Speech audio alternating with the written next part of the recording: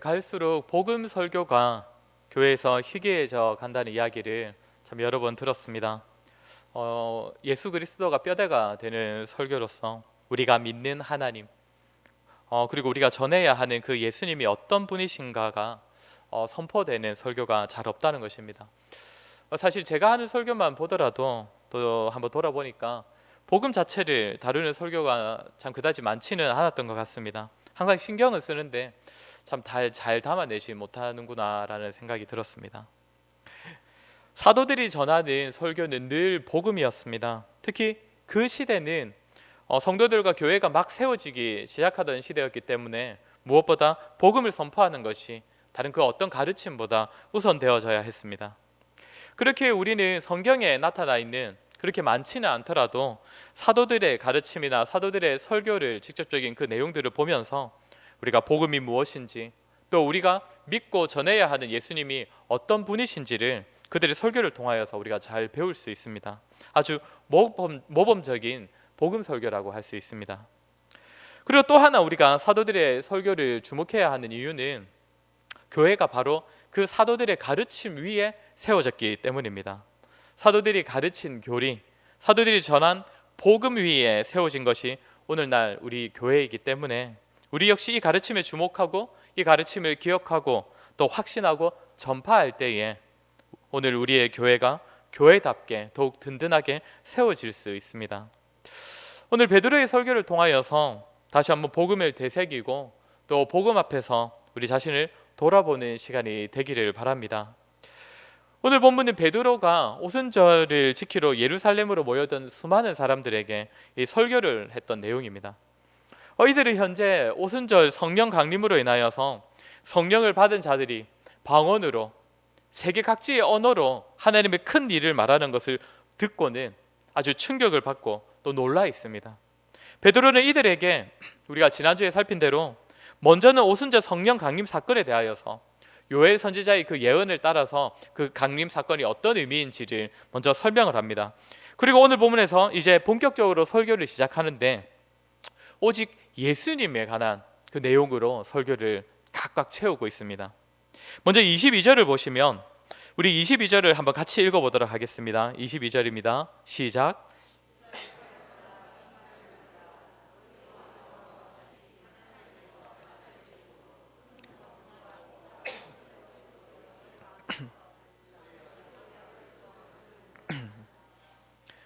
베드로가 예수님을 소개하는데 이 구절을 원문으로 보면 베드로가 가장 먼저 하는 말은 들으라.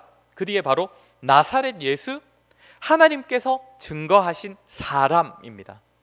그러니까 베드로가 예수님에 대하여 가장 먼저 꺼내는 말은 나사렛 예수 그리고 하나님의 사람입니다. 나사렛 예수라는 표현은 우리만 잘 아는 표현이 아니라 그 당시에도 잘 알려졌던 표현입니다. 나사렛에서 무슨 선한 것이 나겠느냐, 이 말에서 우리가 알 수 있듯이 당시 유대인들은 굉장히 무시하고 천시하던 동네가 나사렛인데 예수님께서 열심히 활동하시면서 유명해지셨어도 그곳 출신이시니 덩달아 예수님도 무시했던 것입니다. 예수님께서 십자가에 달리실 때 명패에도 나사렛 사람 예수라고 적혀있는데 사실 그 말조차도 비꼬는 말이었습니다. 그러니까 당시 사람들에게는 유명하긴 했지만 천한 동네 출신의 사람들에게는 무시당하고 모욕당했던 예수님을 가리키는 표현이 나사렛 예수인데 베드로가 일부러 그 표현을 사용하는 이유는 예수님께서 참으로 사람이 되셨다는 것을 강조하기 위함입니다. 너희가 직접 보고 들었던 것처럼, 너희가 직접 그분을 보고 느꼈던 것처럼 예수님은 참 사람이었다. 보고 듣고 만질 수 있었던 완전한 사람, 진짜 한 인간으로 이곳에 존재했던 그분에 대한 이야기를 내가 지금 전하는 것이다. 이 말을 지금 강조하기 위한 표현입니다. 그러면서 베드로가 동시에 전하는 말은 이 예수님은 그저 그렇게 나사렛 예수, 평범한 한 사람 그 정도의 존재만은 아니었다라는 말을 동시에 합니다. 22절에서 또 뭐라고 합니까? 하나님께서 나사렛 예수로 큰 권능과 기사와 표적을 너희 가운데 베푸사 너희 앞에서 그를 증언하셨다라고 합니다. 예수님께서는 사람이시지만 하나님께서 특별하게 증언하시는 존재, 하나님께서 특별하게 세우시고 나타내신 존재임을 말하는 겁니다. 다시 말해 완전한 사람으로 이 땅에 존재하신 분이시지만 동시에 하나님께서 직접 증거하시는 아주 특별한 존재, 곧 예수님께서 참 하나님이시라는 사실을 동시에 말하는 것입니다. 정리하자면 베드로가 예수님에 대하여서 가장 먼저 증거하는 것은 그분은 참 사람의 모습으로 이 땅에 오신 참 하나님이시다라는 겁니다. 그런데 참 하나님이시자 예수님, 참 사람이신 이분이 이 땅에서 어떤 모습으로 이 땅에 존재하셨느냐?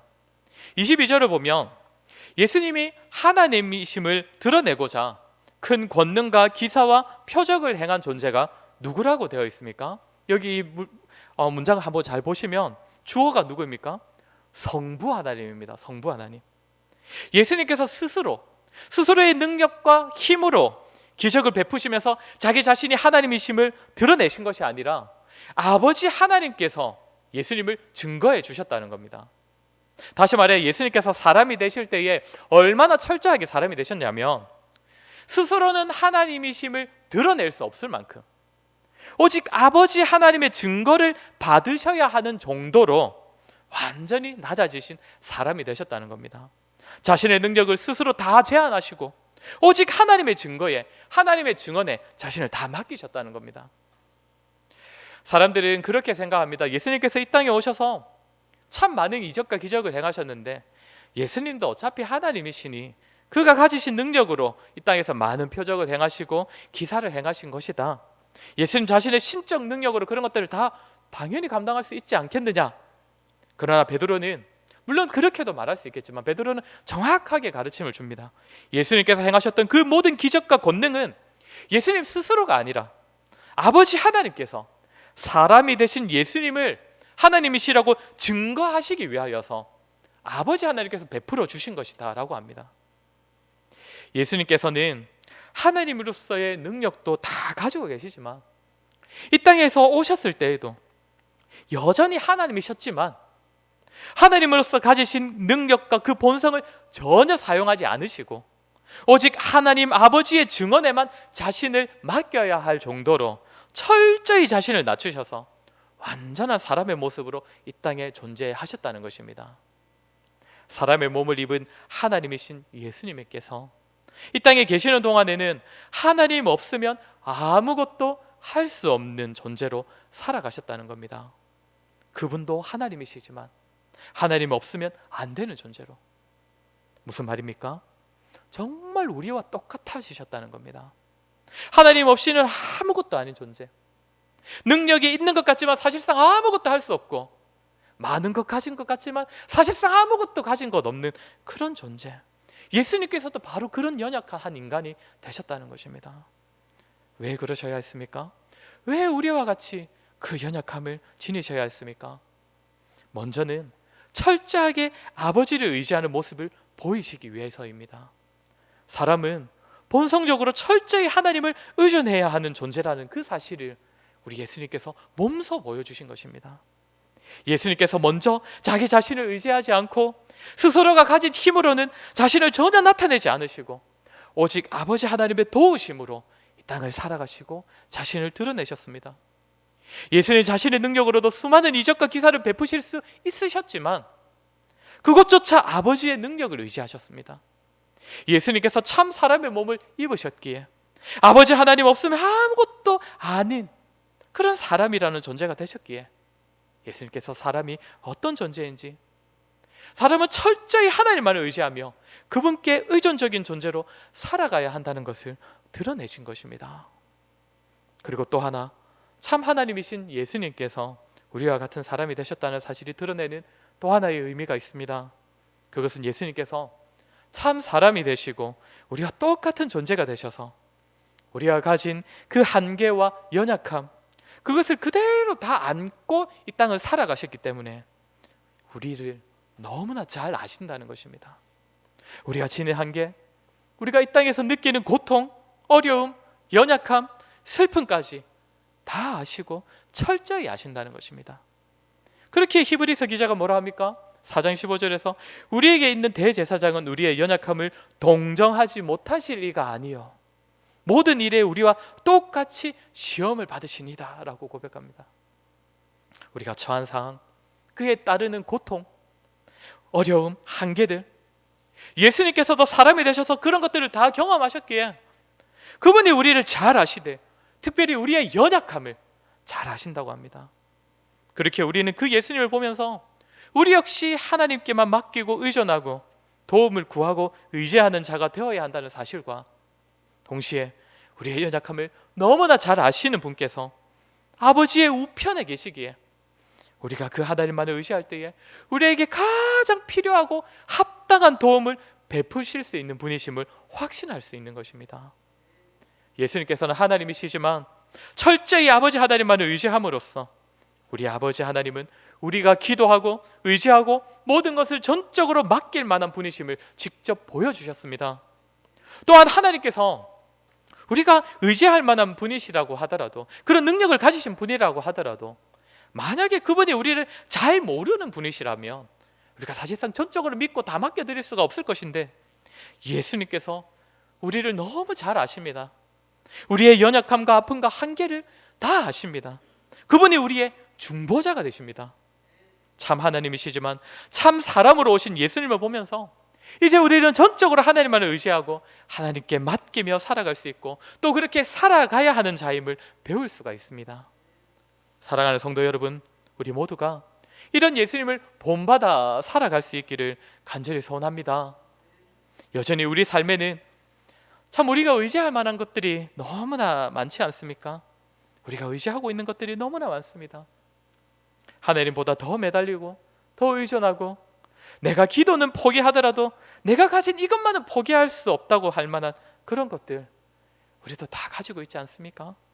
돈일 수도 있고 시간일 수도 있고 우리의 가족일 수도 있고 내가 맺고 있는 인간관계일 수도 있습니다. 그러나 성도 여러분, 이런 모든 것에 있어서도 정말 하나님께 맡기고 하나님께 의존적인 삶을 살아가시기를 바랍니다. 우리 예수님 우리를 너무 잘 아시기 때문입니다. 왜 우리가 붙잡고 놓지 않고 있는지, 왜 우리가 가진 것은 매달리고 집착하는지, 그 마음, 그 연약함까지도 우리 예수님께서 잘 알고 계시기 때문입니다.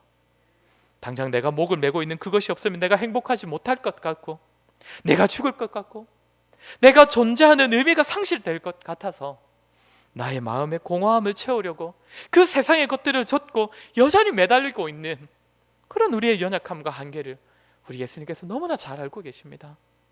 그리고 무엇보다 현재 우리에게 진정으로 필요한 것이 무엇인지를 우리 그분께서 잘 아십니다. 우리의 연약함을 가져보셨기에, 우리의 한계를 몸소 경험하셨기에 우리가 잘 모르는, 우리가 가장 필요한 것, 우리에게 가장 적절한 상황을 우리 주님께서 잘 아십니다. 내가 물질에 대하여, 시간에 대하여, 자녀 문제에 대하여 너무 자유하고 하나님께만 다 맡겨버리면 뭔가 잘못될 것 같고, 뭔가 내가 원하는 대로 풀리지 않을 것 같고, 그렇게 내가 직접 손대는 것보다 다 맡기는 것이 뭔가 좀 안 좋은 결과를 낳을까 봐 두려워하는데 절대 그렇지 않습니다. 우리보다 우리를 더 잘 아시는 분께서 가장 적절한 것을 우리에게 허락하시고 가장 적당한 길로 우리를 인도하실 것입니다. 참 하나님이신 예수님께서 참 사람의 몸을 입고 오신 사실을 기억하며 그분을 닮아서 우리도 하나님을 철저히 의지하고 하나님께 맡기는 삶을 살아갈 수 있기를 간절히 소원합니다. 우리 하나만 더 생각할 것은 예수님의 죽으심입니다. 23절은 베드로가 예수님의 죽으심에 관하여서 말하는데, 우리 23절도 우리 한번 같이 읽어보도록 하겠습니다. 23절입니다. 그가 하나님께서 정하신 뜻과 미리 하신 대로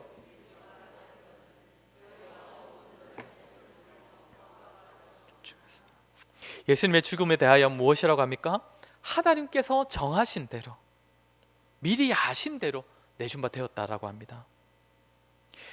예수님의 죽으심을 굉장히 불행한 사건이라고 생각하는 사람들이 있습니다. 마치 일어나면 안 되는 일이 유다가 배신하는 바람에 막 갑자기 그렇게 발생한 것이다 라고 생각하는 사람들이 있습니다. 심지어 예수님께서 죄인을 대신하여 죽으셨음을 알고 믿는 자들 중에서도 마치 어쩔 수 없이 일어난 비극 때문에 죄라는 예상치 못하는 상황이 발생하여서 인간이 타락하는 바람에 어쩔 수 없이 예수님께서 그 일들을 수습하시고자 십자가를 지실 수밖에 없었다라고 생각하는 사람들이 있습니다. 그러나 성경은 그 어디에도 예수님께서 어쩔 수 없이 급작스럽게 죽으셨다고 말하지 않습니다. 빌라도가 예수님께서 법정에서 침묵하실 때에 빌라도가 뭐라고 합니까? 내가 너를 살릴 권세도 있고 놓아줄 권세도 있으니 나에게 대답하라. 그러자 예수님께서 뭐라고 하십니까? 위에서 그 권세를 주시지 않으면 너가 그 권세를 행할 수 없다라고 합니다. 위에서 나를 주셨다고 합니다. 베드로가 예수님을 잡으러 온 대제사장의 종들 중에 말고라는 사람의 길을 자르는 그런 일을 합니다. 그러니까 예수님께서 고쳐주시면서 내가 아버지께 구하면 사실 당장이라도 이 천사 군대들이 와서 나를 구할 수 있다. 결국 예수님의 죽으심은 비극이 아니고 예수님께서 문제를 수습하신 것도 아니고 하늘 아버지께서 원하시는 것, 아주 오래전부터 우리 하늘 아버지께서 뜻을 가지고 세우신 그 하나님의 계획에 따라 이루어진 것이 예수님의 죽음이라는 것입니다. 예수님을 십자가에서 죽이신 아버지의 뜻이 무엇입니까? 로마서 3장 25절로 그 답을 내보자면 이 예수를 하나님이 그의 피로써 믿음으로 말미암는 화목 제물로 세우셨으니, 예수님을 우리의 화목 제물로 삼으시고자 죄로 멀어진 아버지 하나님과 우리 사이를 다시 화목케 하는 제물로 예수님을 사용하신 것입니다. 이것이 하나님께서 미리 정하신 뜻입니다. 에베소서 표현을 빌리자면 창세전부터 우리를 향해 예정되어 있던 하나님의 구원 계획입니다. 예수님의 죽으심으로 말미암아 우리와 화목함을 이루는 것이 아주 오래전부터 계획하신 하나님의 뜻이고 그 하나님의 뜻을 따라 예수님께서 이 땅에 오셔서 죽으셨던 것입니다. 성도는 이 사실을 꼭 기억하고 간직하고 확신해야 합니다. 예수님의 죽으심을 알지만 그 죽음에 나타난 의미를 잘 기억하지 못하는 성도들이 있습니다. 하다 안 되어서 어쩔 수 없이 예수님께서 이 땅에 오셔서 죽으신 것이 아닙니다. 아버지께서 즉흥적으로 정하신 것이 아닙니다. 예수님의 십자가 사랑은 정말 많은 세전부터 준비되어 있던 죽음입니다. 많은 사람들이 믿음대로 살면 아버지의 사랑을 받을 수 있고 믿음대로 살지 못하면 마치 아버지께 버려지고 내처짐을 받는다고 그렇게 생각하고 불안해하기도 합니다. 그러나 절대 그렇지 않습니다. 우리를 향한 하나님의 사랑은 창세전부터 하나님의 뜻 가운데 예정되었던 그 사랑입니다. 그리고 그 사랑의 확증으로 예수님께서 이 땅에 오셔서 십자가 죽임을 당하신 것입니다. 그러니 성도 여러분, 예수님의 십자가를 바라보며 오래전부터 우리를 향해 예정되었고 시작되었고 지금도 흘러가고 있는 우리 아버지 하나님의 사랑을 확신하는 저와 여러분 되기를 바랍니다. 우리가 예수님의 십자가의 죽으심 앞에서 또 하나 생각해야 할 것이 있습니다. 23절에서 베드로가 예수님의 죽음을 또 뭐라고 표현하고 있습니까? 그가 하나님께서 정하신 뜻과 미리 아신 대로 내준 바 되었거늘 너희가 법 없는 자들의 손을 빌려 못 박아 죽였으나. 분명 예수님의 죽으심을 통하여 아버지 하나님의 뜻이 이루어졌다고 하는데 또 누가 죽였다고 합니까? 너희가 죄인이다. 너희가 예수님을 로마 사람들의 손을 빌려 죽였다라고 합니다. 여기서 말하고 있는 너희는 누구입니까? 세계 각지에 흩어졌다가 지금 오순절 절기를 지키기 위하여서 예루살렘으로 모여든 유대인들 또는 유대교회에 가입한 이방인들입니다. 이들은 예수님에 대한 소문은 익히 들었을 것입니다. 무성히 들었을 것이지만 또 몇몇은 멀리서나마 예수님의 행적을 목격한 경험도 있을 것이지만 예수님을 죽이지는 않은 자들입니다. 로마 군인들, 유대인들, 대제사장들, 종교 지도자들이 예수님을 죽였지 자신들은 예수님의 죽음과 아무 관련이 없다고 여기는 자들입니다. 그런 자들에게 베드로가 뭐라고 합니까? 종교 지도자들이 아니라 로마 군인들이 아니라 열심히 특심인 유대인들이 아니라 너희가 죽였다. 너희가 그들의 손을 빌려서 예수님을 죽였다라고 말을 합니다. 복음은 무엇을 말해줍니까? 예수님께서 죄인들을 위하여 그들의 죄 때문에 죽으셨다는 것을 복음이 분명하게 말해줍니다. 그런데 복음은 더 나아가서 객관적인 입장에서 마치 제3자가 되어서 죄인들 때문에 그들의 죄 때문에 예수님께서 십자가에서 죽으셨다는 것을 고백하는 그런 것을 요구하지 않습니다. 직접적으로는 누가 죽였든지, 예수님의 십자가 죽음에 관련된 유다, 빌라도, 대제사장들, 유대인들, 로마인들, 그러나 복음에서 말하는 것은 직접적으로 예수님을 죽인 자들이 누구인든 그들의 손을 빌려 예수님을 죽인 것은 바로 너다, 바로 너희다. 이 사실을 정직히 보고 고백하게 만드는 것이 바로 복음입니다. 여기 있는 저와 여러분, 우리가 예수님을 오래전 그들의 손을 빌려 십자가에 못 박은 것입니다.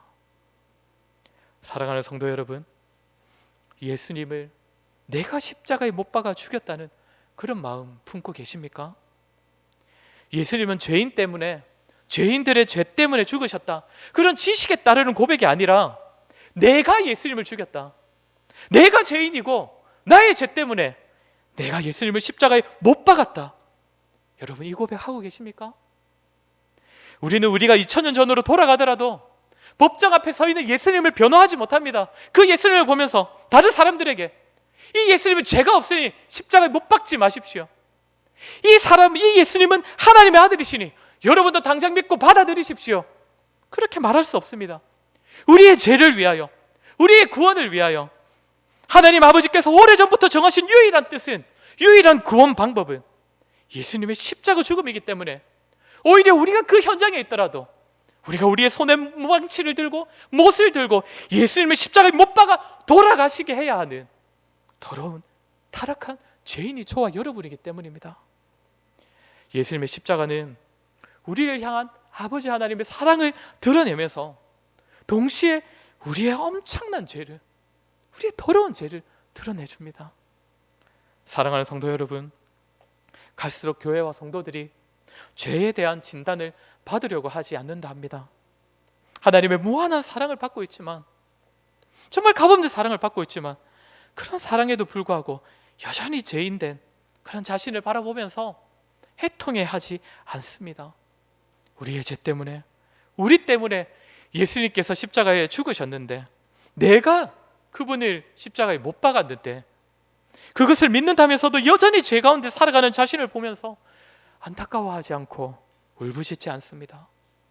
죄 가운데 완전히 자유할 수는 없지만 죄와 섞이기를 싫어하고 죄를 거부하는 그런 모습이 있어야 하는데 여전히 죄 가운데 살아가면서도 애통해하지 않는 그런 모습입니다. 성도 여러분, 예수님의 십자가를 바라보며 탄식이 있어야 하고 애통함이 있어야 하고 우리의 마음이 아파야 합니다. 바로 우리가 예수님을 못 박아 죽인 더럽고 비참한 죄인이기 때문입니다. 그 사실을 우리가 날마다 더욱 깊이 깨달아야 합니다. 죄 앞에 놓여 있는 자신을 볼 때마다, 여전히 죄 가운데 살고 있는 우리 자신을 볼 때마다 내가 여전히 이 예수님의 십자가에 못 박고 있구나, 여전히 예수님의 십자가에 못 박은 죄인이구나, 우리 자신을 안타까워해야 합니다. 그때 우리를 향한 하나님의 사랑도 더욱 귀하고 더욱 값진 것으로 여겨서 구원의 은혜에 대한 감사와 감격으로 우리가 이 땅을 살아갈 수 있기 때문입니다. 무엇보다 복음을 받아들이는 그 과정에는 자신이 죄인임을 깨닫는 과정이 반드시 존재하기 때문입니다. 혹시 복음을 받아들였다고 고백은 하지만 정작 자신의 죄인됨을 인정하지 못하는 분 계시다면 정말 하나님 앞에서 자신이 받은 복음에 대하여 진지하게 한번 고민해 보시기 바랍니다. 그리고 그 복음 앞에서 자신의 죄인됨을 비춰보시기 바랍니다. 오늘 이 자리에 모인 우리 모두가 참 인간으로 이 땅에 오신 우리 예수님 바라보면서 철저히 아버지 하나님을 가까이 하고 의지하는 삶을 살아가시기를 바랍니다. 또한 예수님의 십자가 죽음을 바라볼 때마다 우리 자신이 예수님을 십자가에 못 박은 장본인임을 깨닫고 죄에 대하여 애통하는 마음을 가지는 자들이 되기를 바랍니다. 나아가 그런 죄인에게 베풀어 주신 우리 하나님의 한량없는 그 사랑을 또한 깨닫고 누리며 살아가는 저와 여러분 되기를 주의 이름으로 간절히 소원합니다. 우리 시간에 한번 같이 말씀을 기억하며 기도했으면 좋겠습니다.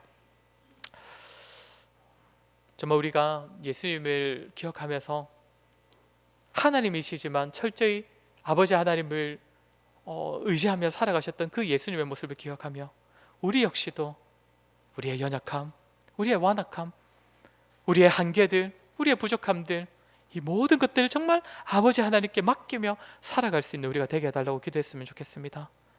특별히 예수님의 죽으심을 기억할 때에 정말 다른 사람이 아니라, 성경에 기록된 그들이 아니라 내가 그 예수님을 못 박았다는 사실을 우리가 기억하면서 정말 우리가 날마다 살아갈 때마다 정말 여전히 벗어나지 못하고 있는 우리의 완악한 습성들, 우리의 죄들을 정말 하나님 앞에 애통하는 마음 가지고 정말 비참한 그런 마음으로, 그런 심정으로 정말 돌이키기 위하여서 정말 하나님을 간절히 찾는 그런 우리가 되게 해달라고, 죄를 멀리하기를 간절히 원하는 우리가 되게 해달라고 우리 시간에 들은 말씀을 기억하며 같이 기도하도록 하겠습니다. 기도하겠습니다.